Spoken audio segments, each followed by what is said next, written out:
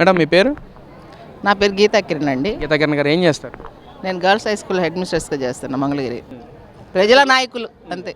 ఎలా ఉందమ్మా మరి ఇక్కడ 2 సంవత్సరాల పరిపాలన 2.5 సంవత్సరాలు అయింది కదా, అసలు ఎలా ఉంది ఓవరాల్గా పనితీరు? ఎలా ఉందండి అన్ని రకాలుగా కూడా. పాపం నేనైతే గర్ల్స్ హై స్కూల్లో చేస్తాను. స్కూల్స్లో కూడా చాలా బాగా డెవలప్ చేస్తున్నారు. ఆ పిల్లలకి ఇచ్చే యూనిఫామ్స్ కానీ, క్వాలిటీ కానీ, అసలు ప్రతి పిల్లలకి భోజనం కానీ చాలా బాగా, ప్రతి ఒక్క కార్యక్రమం కూడా పర్ఫెక్ట్గా చేయడానికి వాళ్ళ వంతు వాళ్ళు కృషి చేస్తున్నారు. మేము కూడా వాటిని పిల్లలకు అందేలాగా చేస్తున్నాము. స్కూల్స్ కూడా చాలా బలోపేతమైనవి, స్ట్రెంత్ పెరిగింది, పిల్లలు జాయిన్ అవుతున్నారు. నేను గర్ల్స్ హై స్కూల్ హెచ్ఎంగా చేస్తానండి. పిల్లలు ఆడపిల్లలు అయితే ఇంకా అసలు చాలా హ్యాపీగా ఫీల్ అవుతున్నారు. మా స్కూల్స్ తరపున కూడా సార్ గారికి మేము విద్యాశాఖ మంత్రిగా మరీ ధన్యవాదాలు తెలియజేస్తున్నాను. అంటే ఎలా ఉందంటే ఇక్కడ విద్యాశాఖ మంత్రి గారు లోకేష్ గారు పదవి స్వీకారం చేసిన తర్వాత ఎలా ఉన్నాయి అనుకోవచ్చండి, ముఖ్యంగా విద్యా వ్యవస్థలు మొత్తం? విద్యా వ్యవస్థ సమూలంగా మార్చారు కదండి, చాలా బాగా చేశారు. ఎందుకంటే పిల్లలకు అందాల్సినటువంటి సౌకర్యాలు కానీ అసలు ఏది కాంప్రమైజ్ అవ్వట్లేదు. ప్రతిదాని మీద అబ్జర్వేషన్ కానీ, పిల్లలకి పేరెంట్స్కి కూడా వాళ్ళ విషయాలు తెలియటం కోసం మళ్ళీ తల్లికి వందనం కూడా పర్ఫెక్ట్గా వేయడం. ఒక్క పిల్ల కూడా పడకుండా లేరండి లాస్ట్ ఇయర్ కానీ అంత ముందు కానీ. పడటం తర్వాత ఇప్పుడు లీప్ యాప్ అని ఒక యాప్ని పిల్లల మొబైల్లో మేము డౌన్లోడ్ చేసాము.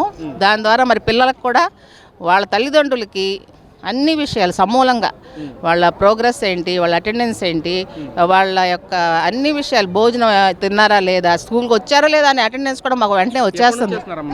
గర్ల్స్ హై స్కూల్లో హెచ్ఎంగా చేస్తున్నారు కదా, ఎప్పటి నుంచి చేస్తున్నారు జాబ్? నేను 1987 నుంచి చేస్తున్నాను గర్ల్స్ హై స్కూల్లో. 39 years. I'm at the end of అంటే నియర్ టు రిటైర్ అనమాట. 40 yearsలో ఇంత మార్పులు తీసుకొచ్చిన నాయకుడు ఎవరైనా ఉన్నారు అసలు? నేనైతే చూడలేదండి. అంటే అంతకుముందు మనకి ఇంత ఇది కూడా లేదు కదా, చేసిన వాళ్ళు లేరు. ఇప్పుడు ఉన్నంత ప్రగతి అయితే నేను చూడలేదు. అన్ని వ్యవస్థల్లో కూడా బాగా ప్రగతి కనిపిస్తుంది. అంటే ఇక్కడ ప్రైవేట్ స్కూల్స్కి ధీటుగా కూడా ఈ రోజున ఉత్తీర్ణత శాతం పెరిగింది అనగానే గవర్నమెంట్ స్కూల్స్లో కూడా ప్రతి ఒక్కరు వచ్చి జాయిన్ అవుతున్న పరిస్థితి, ఆ విధంగా చూడటం. అవునండి, మా స్కూల్ కూడా మంగళగిరి మంగళగిరి పట్టణ టౌన్లో మా గర్ల్స్ హై స్కూల్ 82% సాధించిందండి మొన్న 10th క్లాస్లో. చాలా బాగా అన్నీ కూడా, అంటే 100 days యాక్షన్ ప్లాన్ అని ఒకటి ఇంప్లిమెంట్ చేశారు లాస్ట్ ఇయర్. అది బాగా వర్కౌట్ అయింది. పిల్లలు కూడా అసలు బాగా రాయడం రాని వాళ్ళు కూడా రెగ్యులర్గా స్కూల్కి వచ్చి చదువుకుని, అంటే మేము కూడా వాళ్ళు చెప్పినవి ఖచ్చితంగా పాటించి పిల్లల్లో ప్రగతి కోసం మేము కృషి చేస్తున్నాం. అది కనపడుతుందండి, పిల్లలు కనపడుతుంది. పిల్లలు కూడా యాక్టివ్గా వస్తున్నారు, అటెండెన్స్ పెరిగింది, అడ్మిషన్స్ పెరిగాయి. అంటే గతంలో గవర్నమెంట్ స్కూల్స్ విధానం చూసుకున్నట్లయితే సరిగ్గా ఫుడ్ ఉండదు, సరిగ్గా టీచింగ్ సరిగ్గా చెప్పరు అని చెప్పి కూడా కొన్ని పేర్లు అయితే ఉన్నాయి. మరి ఈ రోజున పరిస్థితి ఎలా ఉందనుకోవచ్చండి అక్కడ? అన్నీ మారినాయండి ఎడ్యుకేషన్ పరంగా. అంటే టీచర్స్ మీద ప్రజలని కొంతమంది అంటున్నారు కానీ మనం పిల్లల కోసం చెయ్యాలండి. పిల్లల కోసం ఆ మాత్రం కృషి చేయకపోతే వాళ్ళు అనుకున్నది మనం సాధించలేము.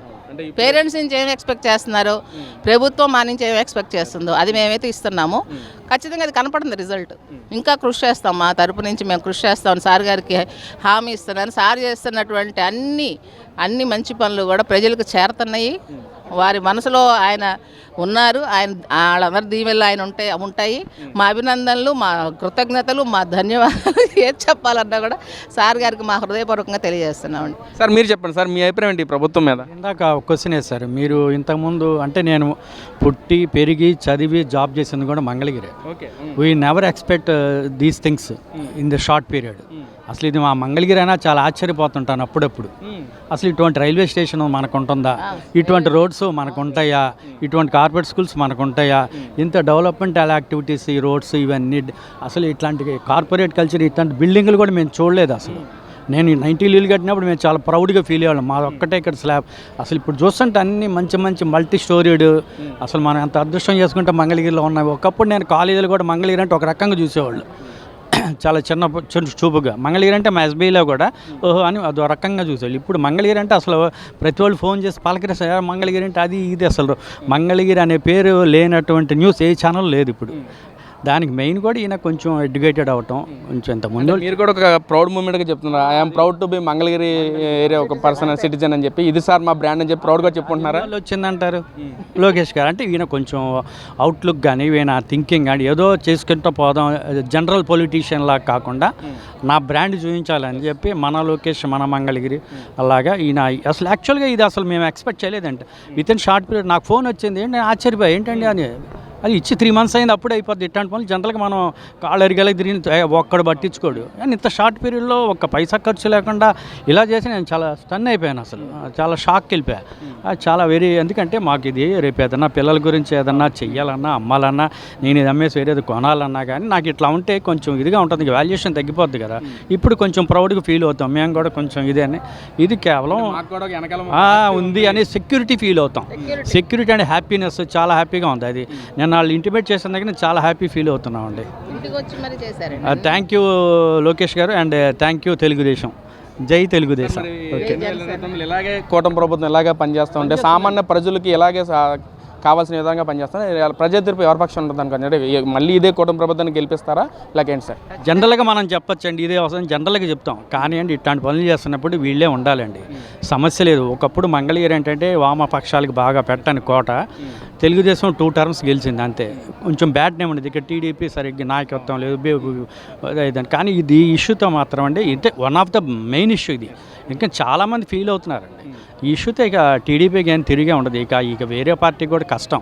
నెక్స్ట్ కూడా కాబోయే సీఎం కూడా లోకేష్ అంటున్నారు కాబట్టి ఇది స్ట్రాంగ్ ఫౌండేషన్. అంటే మాలాంటి ఎంప్లాయీస్ అంటే కొంచెం అటు ఇటుగా ఉంటాం. ఎంత ప్రభుత్వం దిగిపోవాలన్నా ఉండాలని ఎంప్లాయీస్ చేతుల మీద ఉంటుంది.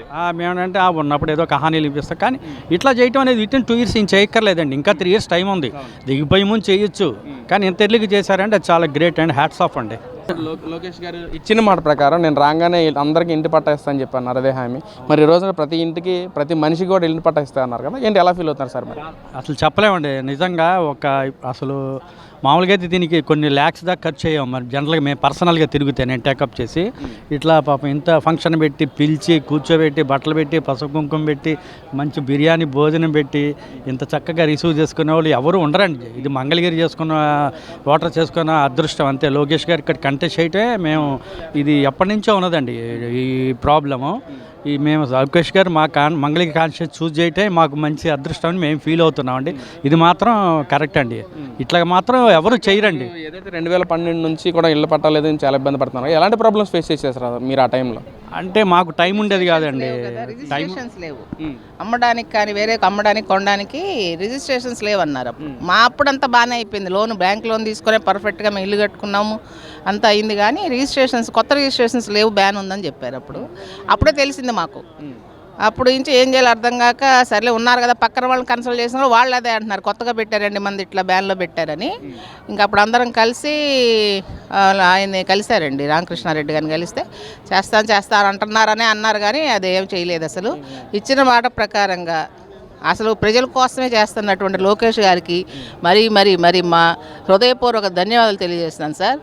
అసలు వండర్ఫుల్ జాబ్ అండి ఇది. సామాన్యులైతే అసలు మామూలుగా ఇది పట్టాలు కూడా ఇస్తున్నారు కదా, బీఫామ్ పట్టాలు. అసలు వాళ్ళకైతే ఇంకా పండగే. మాలాంటి వాళ్ళకి కూడా అసలు ఏ చిక్కులు ఉన్న ఆస్తికి వాల్యుయేషన్ ఇంకా పెరిగినట్టే కదా. ఇప్పుడు అది వాల్యుయేషన్ తగ్గిపోయింది, మేము చాలా బాధపడుతూ ఉండేవాళ్ళు. ఇదేంటి పక్కగా అన్నీ ఉన్న వాటికి రిజిస్ట్రేషన్ లేదంటారు ఏంటి అనేది మాకు అర్థమయ్యేది కాదు. సార్ గారు అసలు కలిసిందే తడవుగా చేస్తానన్నారు, అన్నమాట ప్రకారంగా అన్ని వరుసగా చేసుకొస్తున్నారండి.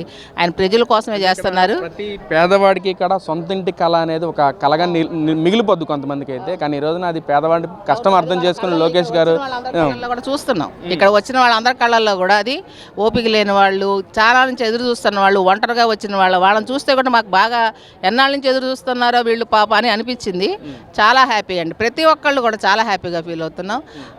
అది అంటే నాయకులు అంటే ప్రజలు ఎన్నుకున్న తర్వాత మర్చిపోయే నాయకులనే చూస్తున్నాం. కానీ ప్రజల్లో తిరుగుతూ ప్రజల్లో మమేకమయ్యి ప్రజల కష్టాలు అర్థం చేసుకొని ప్రజల కళ్ళల్లో ఆనందం చూడాలనుకునే ఒకే ఒక్క నాయకులు మన మంత్రివర్యులు నారా లోకేష్ గారండి. ఇదే మంగళగిరి నియోజకవర్గంలో ఎంతోమంది నాయకులు వచ్చారు వెళ్ళారు. వాళ్ళు కూడా మాట ప్రకారం చేయకుండా, అంటే రియల్ స్టార్కి చాలా తేడా ఉంటుంది అంటారు కదా, దాని మీద మీ ఒపీనియన్ ఏంటంటారు? మీరే అన్నారు కదా రియల్ స్టార్. జనాల గుండెల్లో ఉండేవాళ్ళే కదండి రియల్ స్టార్. మరి జనాల కోసం బతికేవాళ్ళే కదా రియల్ స్టార్. స్టార్ అని కూడా కదా అసలు ఆయన నాయకుడు అంతే. ఇంకా